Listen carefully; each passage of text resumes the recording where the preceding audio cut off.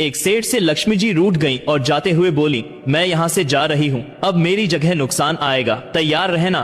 और अगर तुम मुझसे जाते जाते कुछ मांगना चाहते हो तो बोलो। सेठ बहुत समझदार था, बड़ी विनम्रता से बोला, माता नुकसान आ रहा है तो आने दीजिए, बस मुझे एक वरदान दीजिए कि मेरे परिवार में हमेशा सुख और शांति बनी रहे। लक्ष्मी जी मुस्कुराएं, तथास्तु कहा और वहाँ से चली गईं।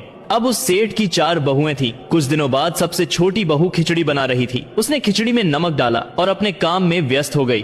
तभी दूसरी बहू आई और उसने खिचड़ी को बिना चखे ही और नमक डाल दिया और वह भी अपने काम में व्यस्त हो गई।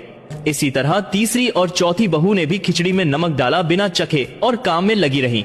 रात को सबसे पहले सेठ खाना खाने बैठे। जैसे ही उन्होंने खिचड़ी का 1 चम्मच लिया, उन्हें महसूस हुआ कि इसमें बहुत ज्यादा नमक है और सेठ जी तुरंत समझ गए कि नुकसान आ चुका है। किसी से कुछ नहीं कहा, चुपचाप खिचड़ी खाई और चले गए। अब खाने की बारी उनके बड़े बेटे की थी। बेटे ने खिचड़ी का एक निवाला लिया और परिवार वालों से पूछा, पिताजी ने खाना खा लिया, उन्होंने कुछ कहा?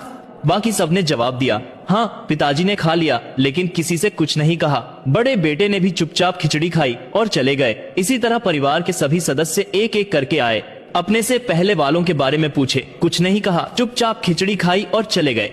रात को सेठ जी सो रहे थे कि सपने में नुकसान आया और हाथ जोड़कर बोला, भाई मैं यहाँ से जा रहा हूँ, मैं यहाँ नहीं रह सकता। सेठ जी ने पूछा, क्यों, क्या हो गया?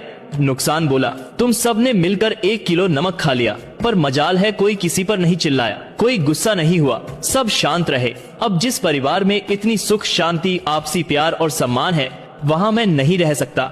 निष्कर्ष, जिस परिवार में प्यार शांति आदर और बड़प्पन है, उस परिवार का कोई नुकसान कोई आपदा कुछ नहीं बिगाड़ सकती।